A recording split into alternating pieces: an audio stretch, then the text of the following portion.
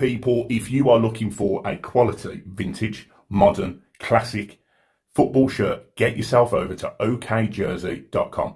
Selling shirts for around £15 and shipping to Europe with orders over £50. Make sure you treat yourself. Use the discount code BBN for 8% discount.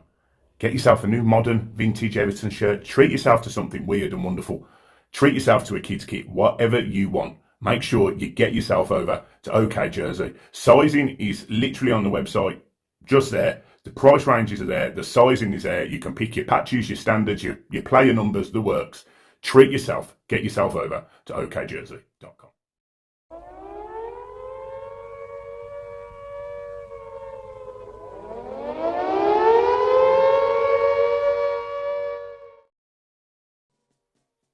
What's going on, everyone? It's Mike, it's John, back again, and this is a news roundup video. Look, international break is always tough for me and John. We don't want to just bore you, so we don't do a video every day because I don't know what we talk about every day, if I'm being honest. But there's been a bit of news today, a few things coming out the club, a few things coming out on Twitter and relative places, and fixtures changing as well, which I think we can talk about. So there's a few little bits and bobs, but I actually wanted to start off with how we ended before the sort of international break. We've had 3 of these international breaks, and they've been very stop-start. The first one probably come at the wrong time for us.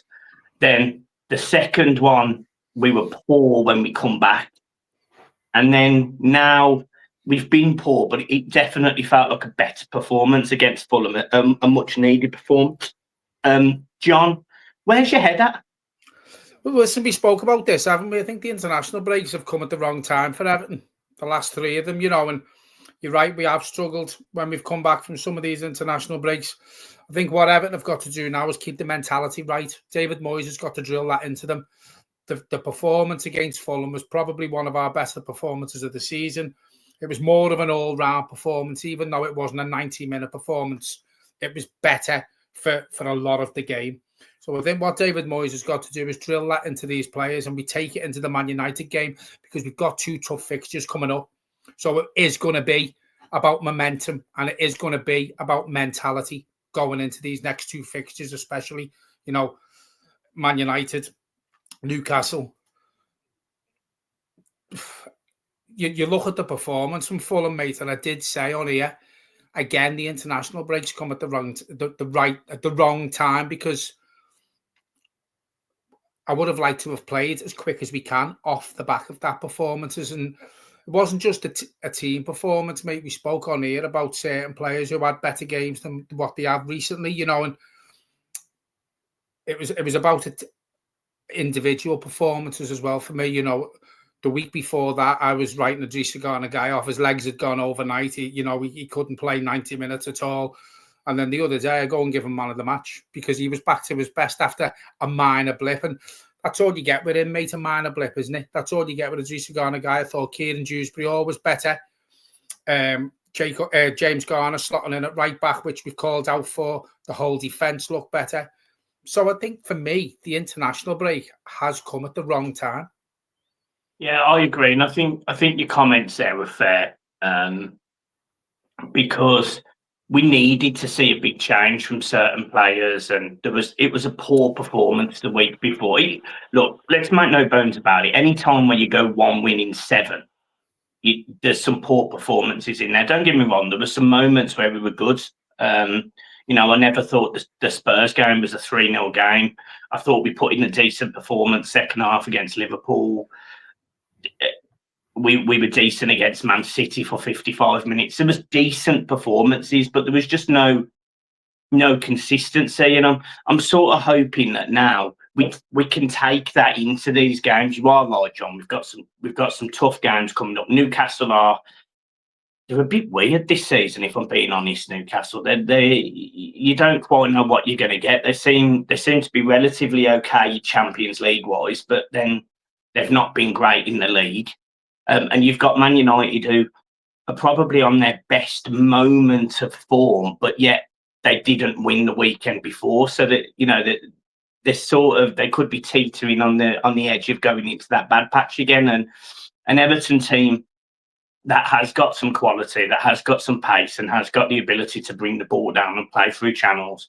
Tieno Barry, I thought, was excellent against Fulham. I really thought he was excellent. He's close control. He's just general bringing people into play. I thought I was really, really happy with it. So I definitely go into that Man United game certainly not worried about Man United. I go in there thinking, let's go and give them a go, and let's try and go and get a result.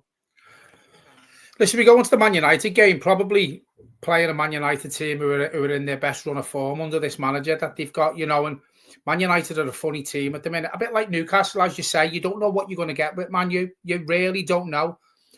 But we've got some individual quality in this Everton first 11 now. We've got decent players to come off the bench, which we haven't had in the past. But I think if Everton can go into this Man United game and put the good performances that we've seen this season, as in, I know my face looks like it fell off.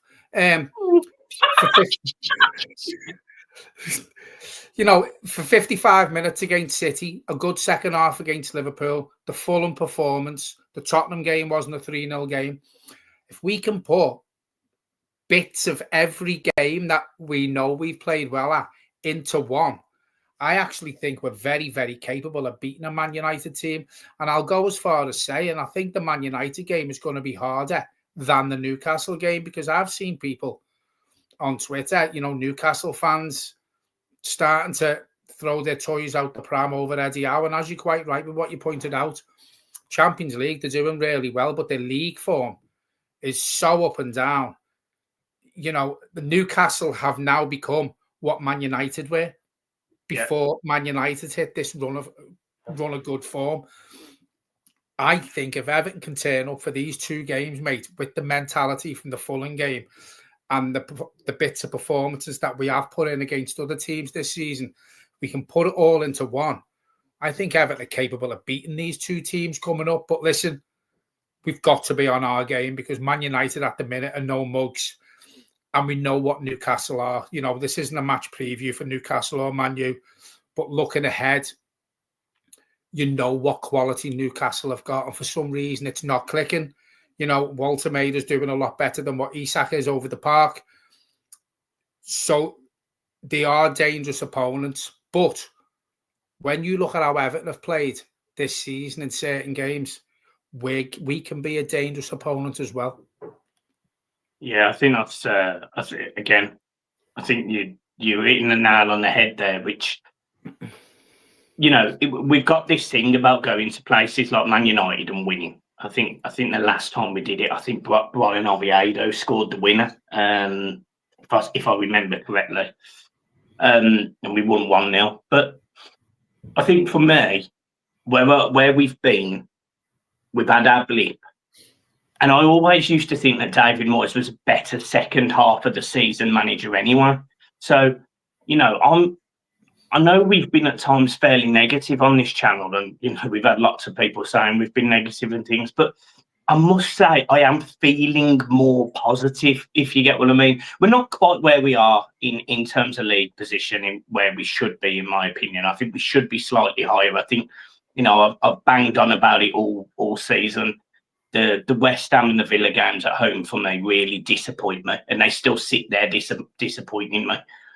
But on the whole, I'm not 100% unhappy with where we are. It's kind of what we sort of expected, but maybe expected a touch better with a few more goals from the strikers. But even them, even Barrett, especially Barrett, it feels like he might be on the turn, if you get what I mean, and we might be seeing what we paid for him for. So I feel a little bit happier in that sense. But well, you've mentioned stats in the past when we've done videos, and you look at the XG, and listen, we're very up and down on this channel. We're a bit like Everton. Everton are very up and down because, 2 months ago we were like, yeah, it's been a decent start, it's been an okay start. And then the last month, me and you have been saying the good start is now just an average start. It's just an average start now. But what gives me comfort is we know we are capable of a performance. And we've spoke on here, Michael, about the team goals that we've scored this season. So we know we're capable of that. And yeah, we probably are a bit lower than where we thought we would be.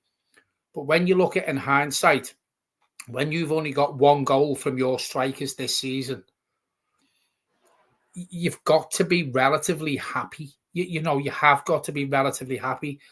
We need goals from the midfield. It's pretty obvious. I think we're going to talk about it, that we do need a striker. I think David Moyes, for me, will put the majority of his eggs for his transfer window in January into a Premier League proven striker who can come in, hit the ground running, and score more goals than what the strikers have got. Because listen, you know, the Sunderland performance from Barry, the Fulham performance from Barry, it was better. It was better. Is he going to be a prolific goal scorer, which is what we spoke about on the last video? I'm unsure if he's going to be a 20, 23, 25 goal a season striker. I don't think he will be. But his all-round play is a lot better than Beto's, where he brings players in. He wins a lot more headers than Beto. You know, we see in the goal with Ndai what we've spoke about, where he got away from 3 players on the byline and set it up for Ndai to run at their defence. But we need a prolific goal scorer. Well, not a prolific goal scorer. You're paying over the odds. You know, you're paying 6 figures for a prolific goal scorer. Well, no, seven figures, aren't you? Whatever it is. What's 100 million? 9 figures. 9. Well, there you go. That's why I'm skint. So there you go. So you know you're paying big money. Newcastle with Walter Maida, Liverpool with Isak, even though he's been a bit of a flop up to now. You have to pay for what you get. And at the minute, we're seeing why we paid £32 million for Barry. We're seeing why we paid £30 million for Barry. It's not a lot of money for a striker. It's not. So I think the loan market will be touched in January, because I still think we need fullbacks as well. I think he will bring a fullback and a striker in January. His main 2 options for me. Yeah, we'll start doing, as we build up, we'll start doing like transfer videos, because we'll get linked with more and more players. But look, we have been linked to his strikers. Even Tony, we've been linked with Richarlison. He come out last week that he'd be really keen to come back, and I think Everton are keen to bring him back. We've also been linked with Gabriel Jesus. It's a shame I'm not as keen as a lot of people about Richarlison. Yeah, well, I think Richarlison's a difficult one for me, because I think it's a head and heart one.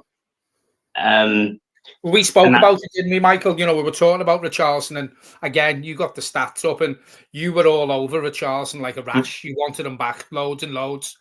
And I was unsure, and it was wasn't our heated debates that we've had lately. It was a good debate, and you had a look at Richarlison's stats and compared them to Tony's, because I think it was around the time we started being linked with Tony on it.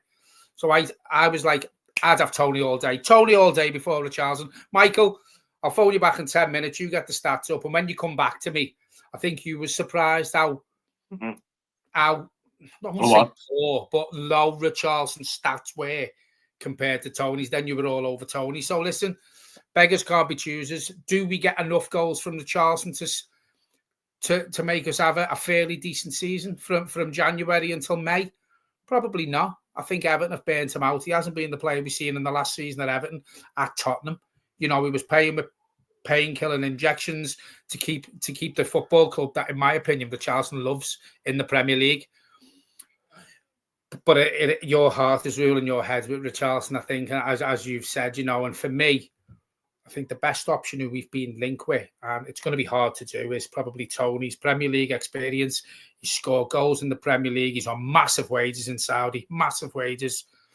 It's whether the Freakins will pull all the stops out to bring him back here into the Premier League. Yeah, I think. I think you're right. And I actually was on the phone to our friend Millsy today, and we briefly spoke about it. And look, he's very much in the same camp as you, to be honest. And I think a lot of people are. You know, we read the comments, and a lot of people were saying, you know, there's no doubt Richarlison will work himself into the ground for Everton. That's not in question. But it's how often we'll keep him on the pitch now, because his body seems to break down. Now, look, I don't know. I still think a Richarlison in form, is a very, very good Premier League player. Do I think he's as good a goal scorer as Ivan Toney? No. And fundamentally, that is what we need. And we're still playing these longer balls as well. We're still playing these balls up to people to hold on to the ball. Is Richarlison that type of player? Probably not. Is Toney? Yes. Will Toney bring out the best in Dewsbury Hall, Alcaraz, Enjoy, Grealish? Yeah, he probably does. So look, for me, I agree. Tony's the one that if you can actually make it happen, you make it happen. It's going to be difficult, I think. By all, I've seen different reports, Michael. One of the reports was said Everton have met with his representatives. I think there was more teams who have as well, and Everton representatives got good feedback. But then 2 days later, you see Tony's unsure whether he wants to leave Saudi. So. It is up in the air, and it is becoming a bit of silly season now, isn't it? And I mean, what you've also got to take into account, Michael, is we're going to lose Iliman Ndiaye in January. Yeah. So, who plays there? Do Everton be bold and go for Toney and Richarlison? Because I'm telling you now, Toney, Richarlison, Jack Grealish, there's goals.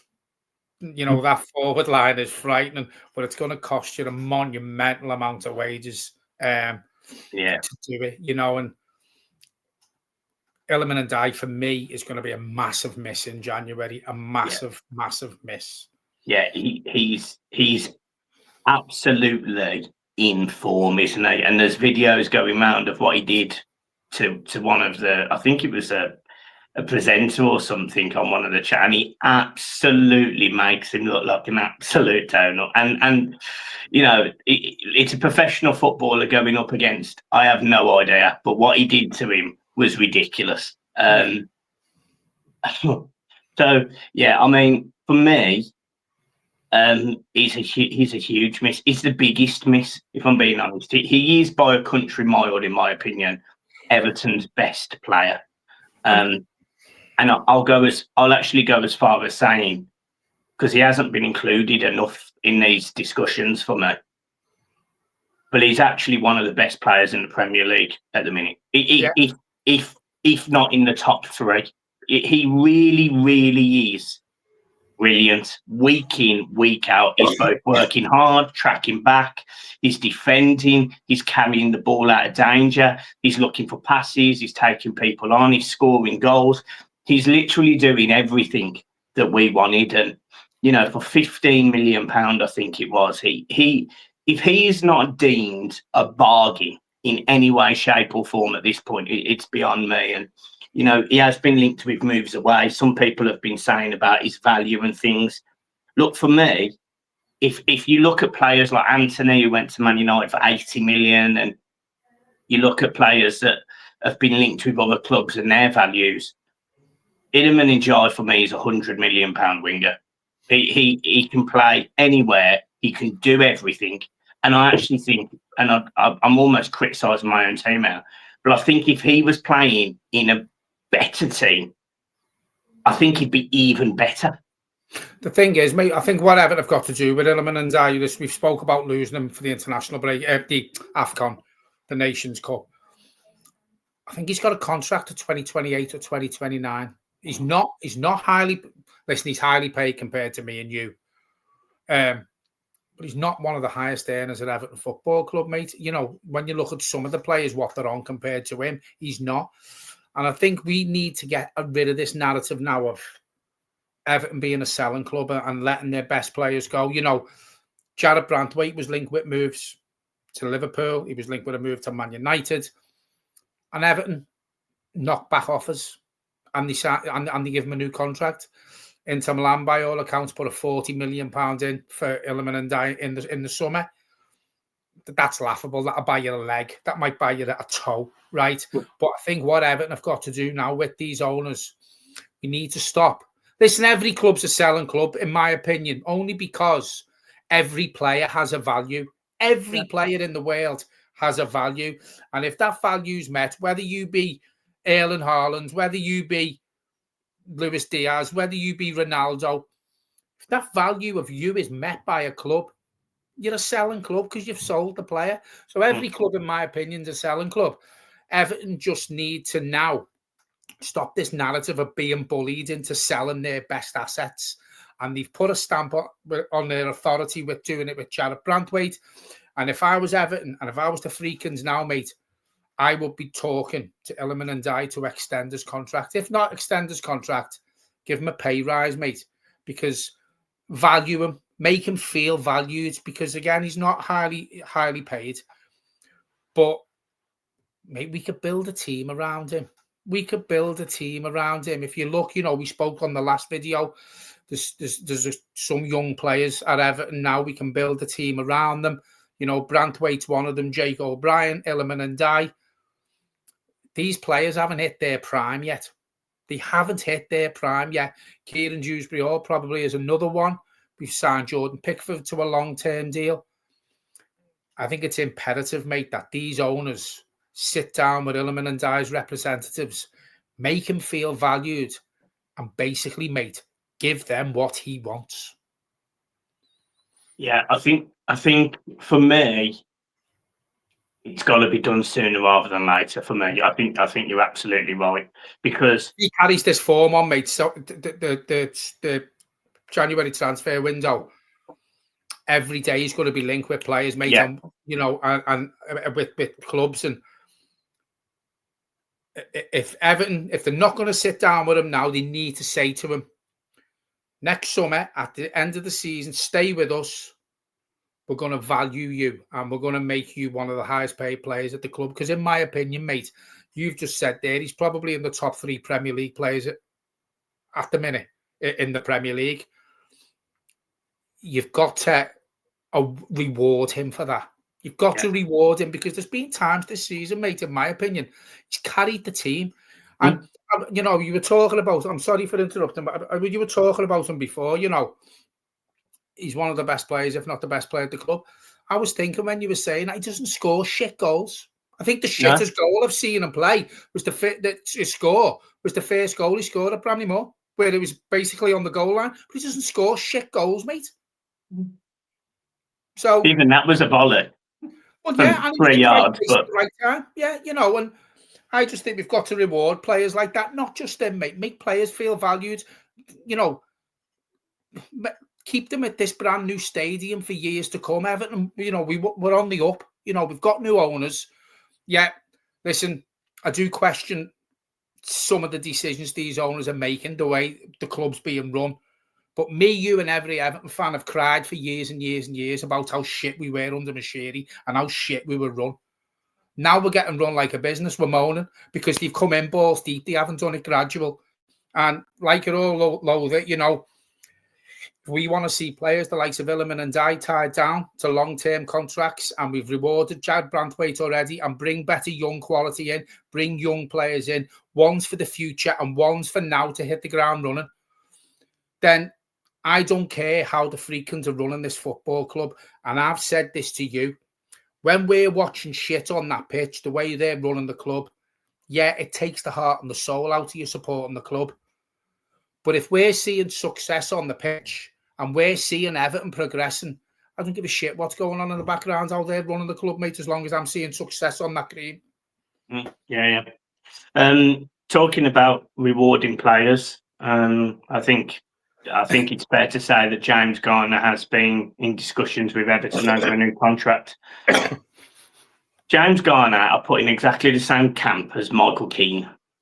4 months ago, I would have happily said, look, it's not working. Good luck. Out you go. But he's now done it for the best part of 12 games, I think. He's now done it. And I think after 12 games, you can't really call that a purple patch. I think that he's playing at a good level now. He's playing at the level that I at first backed it. I thought he was a good player, and I sort of defended him a lot longer than others did. But then I wrote him off, and then I said, look, you're not at the level I thought you'd be. You're not quite where you are. We're not seeing enough of those forward passes. It felt very much like an Andre Gomez to me. It started well and then sort of went backwards and regressed, etc. I've been incredibly impressed by James Garner this season, and I would possibly argue he's our most consistent player, because I can't think of a game where I felt like he's let us down. I'll go further than 12 games, mate. I'll say it's probably since David Moyes come in that he's improved. You know, and I was one of them. I was like you. Listen, I don't sit on the fence about players, mate. If I think they're shit and they're not good enough and I don't want them to stay, I'll say it. But he's made me eat humble pie, James Garner. And there's a few players who have done that lately. Barry's starting to do it. Yeah, it's only 2 performances, so it's only a little crumb of humble pie with Barry at the minute. But with James Garner, mate, it's getting a big piece. It's nearly a plateful because he's come in. I'd say he's the best fullback at the club. He's the best fullback at the club. He played a fullback against Leeds, and we were saying he's shit in the midfield. Put him a fullback, he's shit. Made that Leeds game when he played a fullback, we missed him in the middle. Yeah. And it seems to me now, wherever James Garner is asked to play, he's putting 7, 8, 9 out of 10 performances in, week out. And it's good to have a player like that because we know he can play in the middle. We have seen the forward passes from him. Yes, we don't see enough. When Beto had his purple patch, that's a purple patch, mate. 5 goals in 5 games. James Garner, for me, has done it since Moyes come in. He stepped up to the plate, different manager, getting told to play a different way. Wherever he's asked to play, he's given 100% for this manager and this team now. Whereas wherever he was asked to play under the previous manager, it was like he'd gone like that to them. Play me where you want, you shit manager. I don't want to play for you. David Moyes has come in, put his arm around him. Left back, right back, central midfield. James Garner gives 100% every week. And for me, that warrants the contract that Everton are hoping to tie him down to. Another contract being linked with Newcastle this week as well. I've seen that. So James Garner's getting noticed now by clubs who are in the Champions League. Yet Newcastle aren't going to stay in the Champions League long. They're not. They're not. Let's be honest about it. They're not going to win nothing. But, you know, I think they won the Carabao Cup last year. But the way James Garner's playing, mate, he could go to a bigger club than Newcastle. Newcastle are no bigger than us. That'd be a sideways step going there. So for me, he's another one. Sign him down to a long-term contract because he gives you options, not in just one position or 2 positions, but 3 positions, mate. So when we've got to bring players in the positions where they're more needy, as in a striker, we need a striker. Listen, I'm not saying James Garner will be a fullback forever, because I'll even still say it now. I still think we need a fullback, even though James Garner can fill in there. Because Jake O'Brien, for me, got found out that he wasn't a right back. Yes, James Garner's not a right back, but I think he's a better right back than Jake O'Brien. And that's I'm not dissing Jake O'Brien there. Jake O'Brien done a job, but he did start to get found out with certain players. Yeah. I think he's a better left back than Mikalenko. I'll say it now. Adam Asnu, apparently, he's not ready. And Seamus Coleman, you're not going to get 90 minutes out of him every week. So we still need a fullback, even though James Garner can play there. But he's another one, mate. Reward him for his performances, because for me, since David Moyes come in, I'll go as far as saying, mate, I think he's been one of the names, in my opinion, the first name on the team sheet. The other thing I wanted to mention was when James Garner's played in left or right back,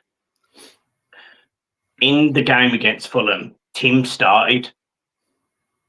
And I actually thought Tim played well. I thought Tim looked like the Tim that we had when we first signed him, and he'd sort of come in, and I was like, wow, 9 million quid, breath of fresh air. I can see the transition here. I can see James Garner staying at right back. I can see Tim starting, and I then can see a squabble between next season Merlin Roll, Harrison Armstrong, Drewsbury Hall, Alcaraz. In that group of players, you mentioned it earlier about building a team around our younger players. Well, Tim, Harrison Armstrong, Drewsbury Hall, and James Garner are all young players, all hungry, all want to prove something. So it is exciting for us. We're building. You can feel it. Marlon Roll's another one you can add to there. He's done a job when he's come on. Listen, I don't see James Garner staying a full-back permanent. I don't see it a permanent thing. I do think we will bring a recognised right-back in. Because when you look at it, mate, the only proper right-back we have at the club at the minute is Seamus Coleman. Yeah.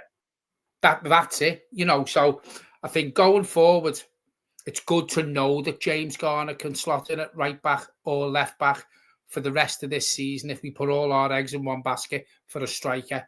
But I think going forward, mate, we will bring a recognised right-back in. I do think, I mean, there's talks that Mikalenko's going to be offered another contract and he really wants to stay. So that's for another video. We haven't heard much on that lately. But again, you've just hit the nail on the head mentioning them midfielders there. Tim has come in and he's another one, mate. You know, I'd say last season under the previous manager and early on when David Moyes come in, when Tim started to get game time, wasn't really doing much, but we knew there was a player in there because when he first come to the club, mate, me and you were raving over him, you know, and the performance that we seen the other day when he started was like the performances that we see when he first come into the club. So it's great there because we've got Tim, as you said, Marlon Roll, Charlie Alcaraz can come in there. He's been playing on the right as well. Kieran Dewsbury-Hall has really settled in my opinion. Yes, he did have a couple of off games, but I thought Saturday, Kieran Dewsbury-Hall was more back to the Kieran Dewsbury-Hall that we know is capable of. It is exciting, but listen, it all boils down to goals. And that's, you know, you don't win games by having a good midfield or James Garner playing good at right back. You need to score goals. And, you know, you've mentioned the XG in certain games. And I'm not being funny, mate. The majority of this season, when you've come out with the stats, Everton's expected goals, I think we've probably been topping 70, 80% of the games that we've played. Yeah, we have. We just haven't capitalised on it because the strikers don't know how to score a goal. You know, one goal out of two strikers, £62 million there, and one goal between them since the season started. Yeah. If we had a striker, mate, I think the league position for Everton would look even healthier. Yeah. Yeah, agreed. Well, look, we will leave it there, guys. I hope you've enjoyed. Make sure you hit the like and subscribe. I think leading into December, we will do the rumour mill videos, I think from the 1st of December. So you'll probably have a daily video, give or take, in December. It is busy, obviously. You have Christmas shopping and that. But on the whole, we'll aim for one.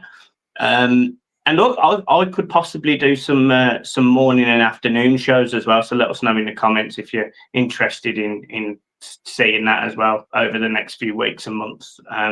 I'll be able to do that. But yeah, apart from that, we leave it there. Make sure you hit the like and subscribe. Make sure you give our sponsors some love, Flyers and Aviate and OK Jersey. And of course, remember, we do have the Neville Southall evening. So, you know, we'll probably do a bit of a Christmas discount on there as well, something like 5%. So from the 1st of December, we'll do a discount code and get you a 5% discount for the tickets as well. So, yeah, keep you posted on all of that. But, yeah, until then, see you soon. Up the toffees. Peace.